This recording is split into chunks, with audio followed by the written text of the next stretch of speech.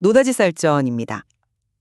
오늘은 그 RNA, 그러니까 리보핵산을 활용한 신약의 원료를 만들고 또 위탁 개발 생산, CDMO라고 하죠. 이걸 같이 하는 기업, 에스티팜의 미래 성장 가능성에 대해 이야기 나눠보겠습니다.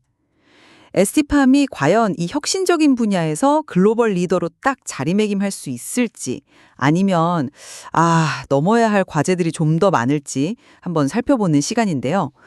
저는 에스티팜의 기술력이나 시장 지위를 봤을 때 충분히 밝은 미래를 그려볼 수 있다. 네, 이런 입장입니다.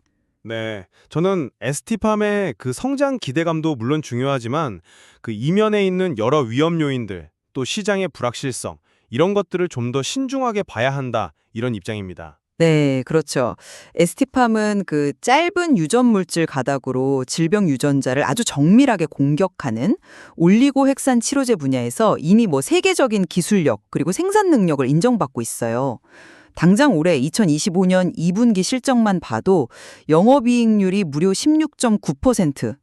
굉장히 높게 나왔고요. 수주 잔고는 이미 4천억 원을 넘어서 계속 쌓이고 있는 추세입니다. 늘어나는 수요에 맞춰서 제2올리고동 가동도 좀 서두르고 있고요. 또 요즘 미중 관계 변화 속에서 상대적으로 분자량이 작은 화학합성 의약품, 그러니까 스몰 몰리큘 분야에서도 새로운 기회를 잡을 수 있다. 이런 가능성도 나오고 있죠. 그리고 고지혈증, 혈액암, 에이즈 같은 이런 유망 신약들의 원료 공급이 계속 늘면서요. 상업화 관계 원료가 작년 4개에서 올해는 7개까지 늘어날 걸로 기대가 되고 있거든요. 그래서 2030년까지 올리고 분야 매출 1조 원 이런 목표도 제시했고요. 특히 그 RNA 끝부분을 안정화시키는 독보적인 캐핑 기술 특허나 경쟁사보다 한 10% 이상 높은 생산 수율, 그러니까 효율이죠. 이런 건 정말 확실한 강점이라고 봅니다. 물론, 네, 그런 긍정적인 지표들은 당연히 주목해야 합니다. 하지만 몇 가지 우려되는 점도 분명히 좀 짚고 넘어가야 할 것 같아요. 최근에 좀 논란이 됐었던 전환사채, 그러니까 나중에 주식으로 바뀔 수 있는 그 채권 문제가 일부 해소될 거라고는 하는데요. 여전히 한 100억에서 150억 원 정도 규모의 잠재적인 매물 부담은 남아 있어요. 이건 당연히 주가에는 좀 부담이 될 수 있는 요인이죠. 그리고 또 올리고 핵산 치료제가 이제 만성질환까지 아주 폭넓게 쓰이면서 시장이 정말 크게 열리는 시점을 보통 2027년 이후로 많이들 보는데, 그때까지 지금 같은 이런 높은 기대감 그리고 성장세를 계속 유지할 수 있을지 그건 좀 더 지켜봐야 한다는 생각입니다. 생산 측면에서도 사실 올리고 핵산이라는 게 만드는 과정이 꽤 까다로워서요. 높은 수율하고 또 품질, GMP 수준이라고 하죠, 이걸.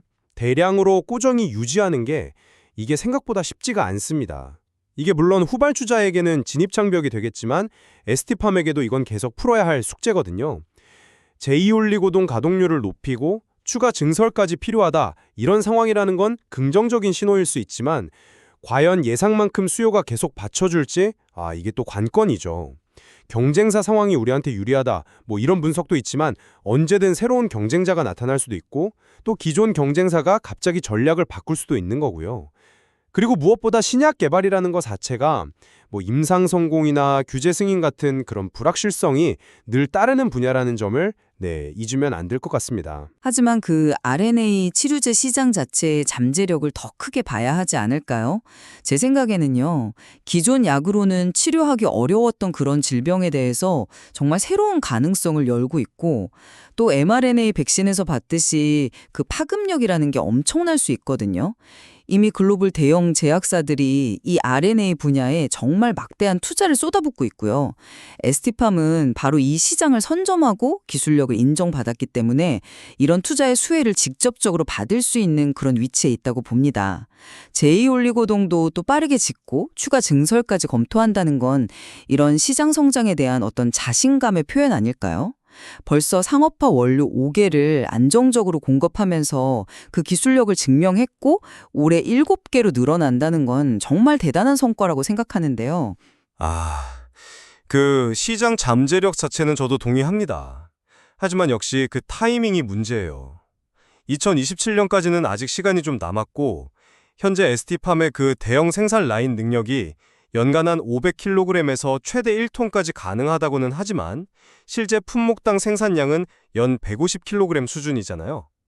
그러니까 미래의 그런 장밋빛 전망과 현재 생산 능력 사이에는 분명히 간극이 존재한다는 거죠. 만약에 시장 개화가 예상보다 좀 늦어진다면 제2올리고동 같은 그런 대규모 투자에 대한 부담이 커질 수밖에 없어요. 그리고 기술적 우위 말씀하셨는데 올리고 획산은 그 길이가 길어질수록 수율이 급격히 떨어지는 그런 본질적인 어려움이 있습니다. 지금 5개, 곧 7개 품목의 성공은 물론 훌륭하지만 앞으로 훨씬 더 다양하고 긴 올리고를 지금보다 훨씬 큰 규모로 생산할 때도 과연 지금 같은 우위를 계속 유지할 수 있을지는 좀 더 냉정하게 봐야 한다고 생각합니다. 효소를 이용한 합성 방식 같은 새로운 기술 도입도 아직은 성공을 장담하기는 좀 이르고요. 재무적인 면에서 그 전환사채 이슈는요, 콜옵션 맹사 같은 걸 고려하면 실제 시장에 나올 물량 부담은 그렇게 크지 않아서 충분히 관리 가능하다고 보고요. 현재 가지고 있는 현금으로 그 스몰 몰리큘 라인 증설 투자 한 300억에서 400억 원 정도 드는데요. 이것도 충분히 가능하다고 봅니다. 그리고 꾸준히 늘어나는 수주 잔고 자체가 안정적인 현금 흐름을 보여주는 증거 아니겠어요? 연말에 추가 수주 기대감도 있고요. 외부 환경인 관세 문제도 이게 원료의약품 특성상 큰 영향은 없을 것으로 보입니다. 네, 그래도 그 전환사채 부담이 완전히 사라지기 전까지는 투자 심리에 계속 영향을 줄 가능성은 배제할 수는 없다고 생각해요. 그리고 아무리 유망하다고 해도 결국 신약 개발은 실파 가능성을 안고 가는 사업이잖아요. 만약에 주요 파이프라인 중에 하나라도 임상에서 좋지 않은 결과가 나온다면 그동안 투입된 연구개발 비용 회수 문제라던가 또 회사의 성장 동력 자체에 대한 의문이 제기될 수 있죠. 미중 관계 같은 외부 변수가 스몰 몰리큘 사업의 기회가 될 수도 있지만 반대로 예상치 못한 규제나 무역 장벽 같은 리스크로 작용할 수도 있다는 점도 고려해야 할 것 같습니다. 네, 정리를 좀 해보면요. ST팜은 정말 뛰어난 기술력, 그리고 시장 선점 효과, 또 꾸준히 확장되는 그런 파이프라인을 바탕으로 앞으로 크게 성장할 이 RNA 치료제 시장에서 핵심적인 역할을 할 잠재력이 충분하다. 네, 저는 이렇게 생각합니다. ST팜의 성장 잠재력에는 저도 물론 동의합니다. 하지만 본격적인 시장 개화 시점의 불확실성이라든지 대량 생산 체제의 안정적인 구축이라는 과제, 또 잠재적인 재무 부담, 그리고 신약 개발 고유의 성공 불확실성 같은 아직은 넘어야 할 과제들이 분명히 남아있다. 이 점을 좀 강조하고 싶습니다. 네, 오늘 ST팜의 미래에 대해서 서로 다른 시각에서 좀 깊이 있는 이야기를 나눠봤습니다. RNA 치료제라는 이 혁신적인 분야에서 ST팜이 앞으로 어떤 길을 만들어 갈지 시청자 여러분께서도 오늘 저희가 나눈 다양한 측면들을 한번 고려하시면서 계속 주목해 보시면 좋겠습니다. 물론 더 이야기 나눌 부분들은 많이 남아 있습니다. 노다지 썰전이었습니다.